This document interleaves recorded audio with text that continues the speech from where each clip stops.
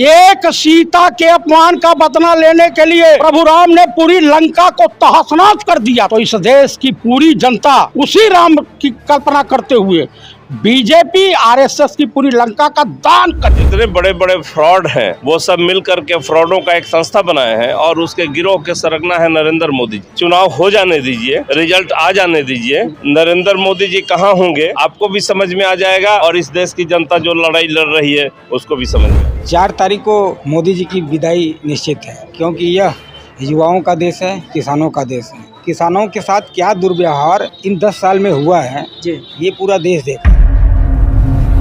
मोदी जी की गड़बड़ाहट ये बता दी कि कुर्सी उनकी जाने वाली है जी। और सबसे बड़ी बात जो है मार्के की बात है कि कुछ दिन के बाद अभी तो आलाप शुरू हो गया, रोना गाना शुरू हो गया। आप बता दीजिए कि जिस देश का प्रधानमंत्री अपने देश के जनता की रक्षा न कर पावे, बॉम्बे वाला 16 तारीख का कांड देखे हैं जी जी।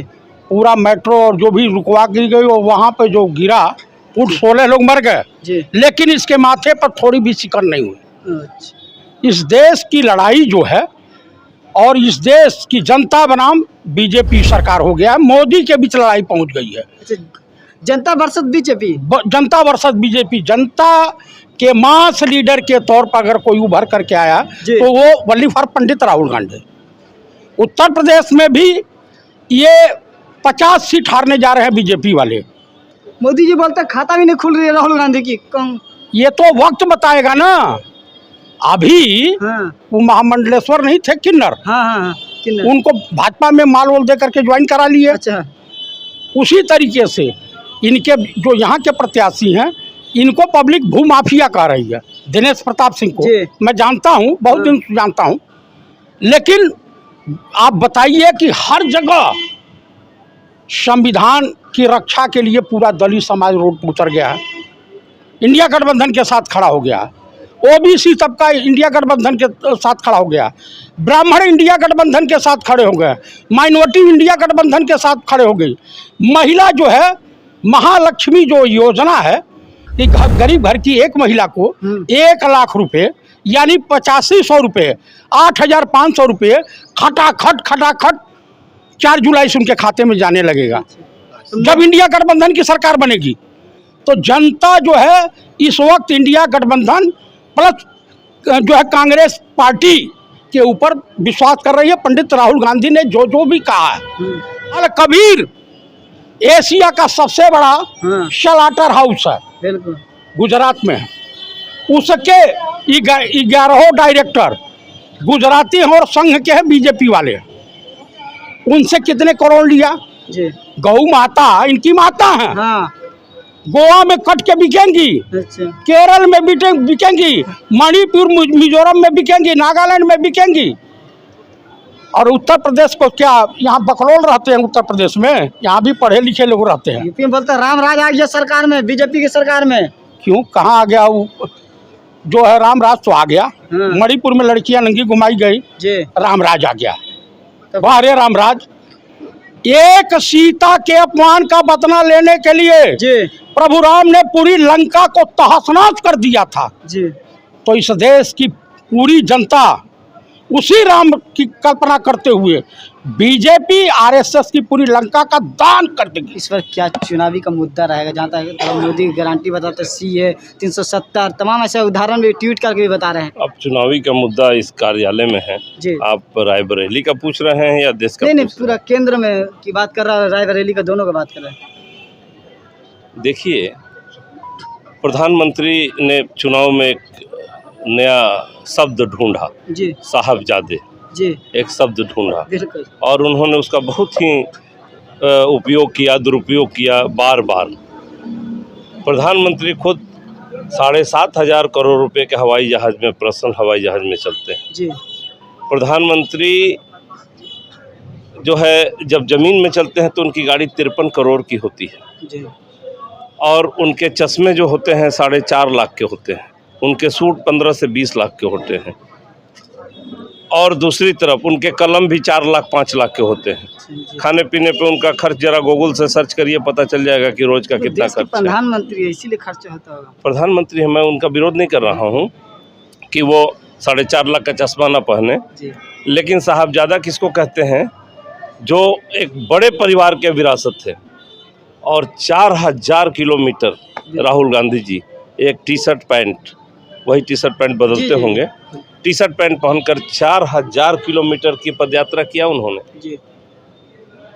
और उनको साहबजादा कहते, तो उनको क्या कहा जाए प्रधानमंत्री? चुनावी एजेंडा है बीजेपी के लोग बोलते हैं।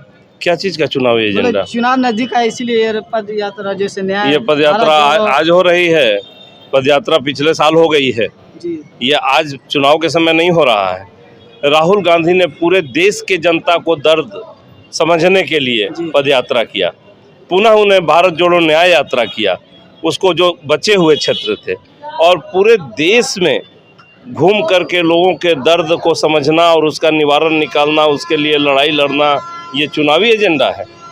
प्रधानमंत्री इतना झूठ बोलते हैं कि सुबह क्या बोलेंगे और शाम को क्या बोलेंगे उनको खुद को पता नहीं होता है।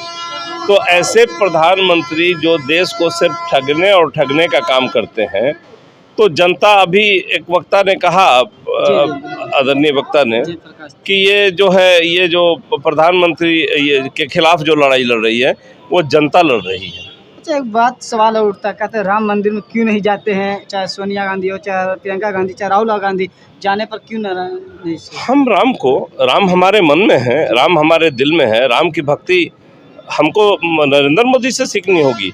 इस देश के हिंदू धर्म मानने वाले को राम की भक्ति देश को सीखनी होगी। और वो कहते हैं कि राम को लाए हैं, नारा लगता है राम को लाए, उसी को लाएंगे भी।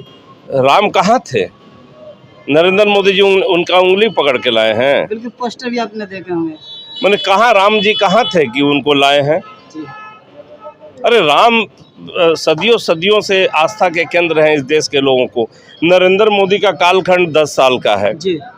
और यहाँ हजारों साल की संस्कृति है जिसको इस देश के लोग गंगा जमुनी तहजीब के साथ निभा रहे हैं। आपको पता है रामनवमी के दिन मुसलमानों ने भी झांकियाँ निकाली और राम का जुलूस निकाला जी। नरेंद्र मोदी उस पर तो कभी नहीं बोलते हैं।